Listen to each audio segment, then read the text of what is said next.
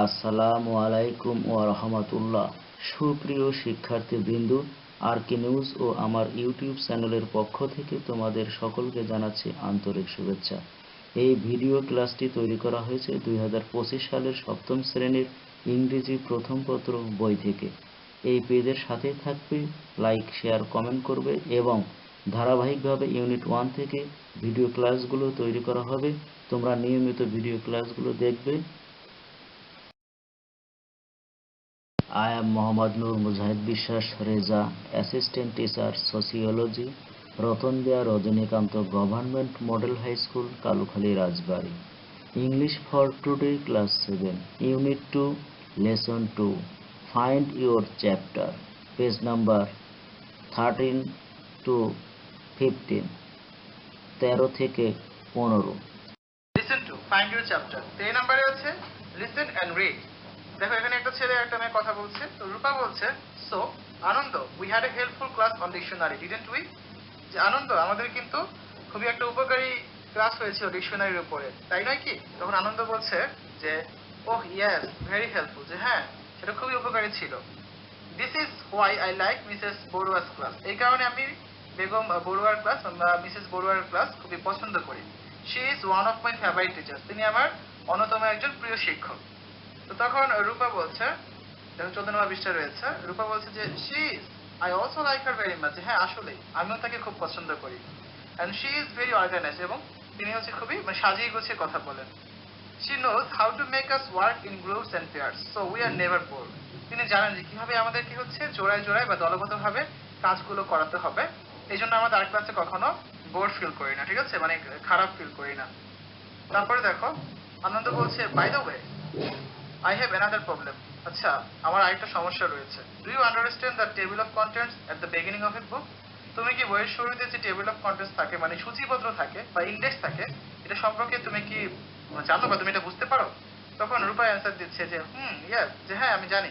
I have learned it from my elder sister. আমি আমার বড় বোনের কাছ থেকে এটা শিখেছিলাম।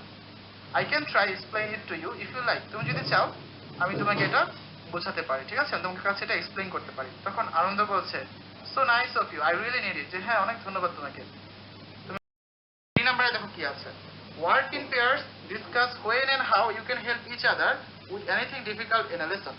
তোমরা জোরে আলোচনা করো এবং হচ্ছে নিজেদের মধ্যে আলোচনা করে এটা লেখো যে তোমরা কখন এবং কিভাবে একে অপরকে সাহায্য করতে পারো, যে কোনো বিষয়, তোমার একটা লেসনের কঠিন কোনো বিষয় হতে পারে, ঠিক আছে। তো আসলে আমার অ্যান্সারটা দেখি কি লেখা যেতে পারে। Task B, work in pairs. Answer, here is an example response to guide our discussion, ঠিক আছে। দেখো, তো প্রথম শিক্ষার্থী বলছে, sometimes I find grammar rules difficult to understand, মাঝে মাঝে আমি গ্রামারের যে রুলসগুলো থাকে, নিয়মগুলো থাকে, পদ্ধতিগুলো থাকে, এগুলো খুবই কঠিন মনে করি, এগুলো বুঝতে খুবই সমস্যা হয় আমার। Can you help me with that during class or after school? তুমি কি আমাকে ক্লাসের সময় বা ছুটির পরে, স্কুল ছুটির পরে আমাকে এগুলো বোঝাতে পারবে বা আমাকে সাহায্য করতে পারবে এগুলো বোঝাতে? তখন দ্বিতীয় শিক্ষার্থী বলছে, অফকোর্স, অবশ্যই। And you can help me with my math problems, এবং তুমি আমাকে আমার গণিতের সমস্যাগুলো নিয়ে সাহায্য করতে পারো। I always get confused with algebra, যে I always get confused with algebra, মানে আমি বীজগণিত নিয়ে প্রায় হচ্ছে কনফিউশনে পড়ে যাই, তুমি আমাকে এগুলো নিয়ে সাহায্য করতে পারো। তো তখন দেখো স্টুডেন্ট 1 বলছে, শিওর, অবশ্যই, let's create a study group and help each other before exam, চলো আমরা একটা স্টাডি গ্রুপ তৈরি করে ফেলি এবং একে অপরকে পরীক্ষার আগে সাহায্য করতে পারবো। তখন স্টুডেন্ট 2 বলছে, দ্যাটস আ গ্রেট আইডিয়া, এটা একটা খুবই ভালো বুদ্ধি। Also if you don't understand something in class, let's ask the teacher together. তাছাড়া আমরা যদি ক্লাসে কোনো কিছু না বুঝতে পারি, একসাথে আমরা শিক্ষককে এটা জিজ্ঞাসা করতে পারবো, ঠিক আছে।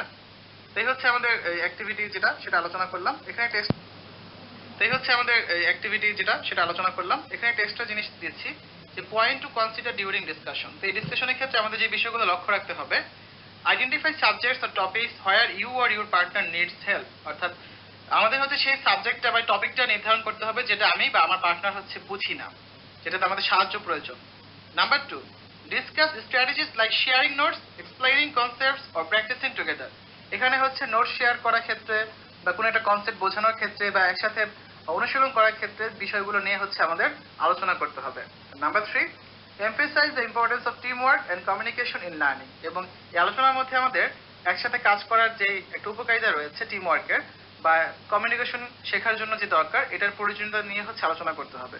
সেভাবে করে তোমরা তোমাদের মতো করে একটা ডায়লগ বা কনভারসেশন কিন্তু তৈরি করে ফেলতে পারো।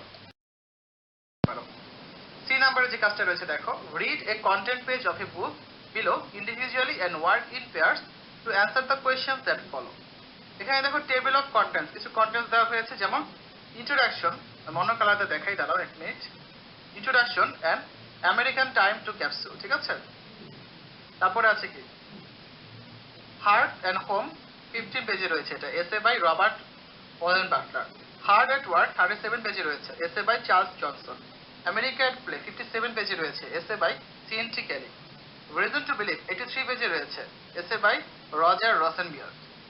আওয়ার টাউন 101 পেজে রয়েছে, essay by Naomi Shihab Nye. Sea to shining 117 পৃষ্ঠায় রয়েছে, এসে বাই বারবারা কিংস্টন, ঠিক আছে। আর প্রথমটা ছিল 6 নাম্বার পৃষ্ঠায়, ইন্ট্রোডাকশন দেওয়া ছিল। এই যে একটা টেবিল অফ কন্টেন্টস বা সূচিপত্র বা হচ্ছে একটা ইন্ডেক্স দেওয়া হয়েছে, এটা নিয়ে হচ্ছে আমাদের কাজটা করতে হবে। এটা নেওয়া হয়েছে কোথায়? টেকেন ফ্রম আমেরিকা 24/7, এখান থেকে নেওয়া হয়েছে। তো কাজটা হচ্ছে কি, কিছু কোয়েশ্চেন আছে, এগুলো অ্যান্সার তোমাদের করতে হবে। 4টা কোয়েশ্চেন আছে। How many subjects or topics do you see here? তুমি এখানে কয়টা সাবজেক্ট বা টপিক দেখতে পাচ্ছ? What do the numbers on the right hand side mean? ডান পাশের নাম্বারগুলো দ্বারা কি বোঝাচ্ছে? Who do you think the people whose names are written after the subjects or topics are? এই যে প্রতিটা বিষয় বা টপিকের নিচে যে মানুষগুলো নাম দেওয়া আছে, এগুলো কারা, তুমি কি মনে করছো?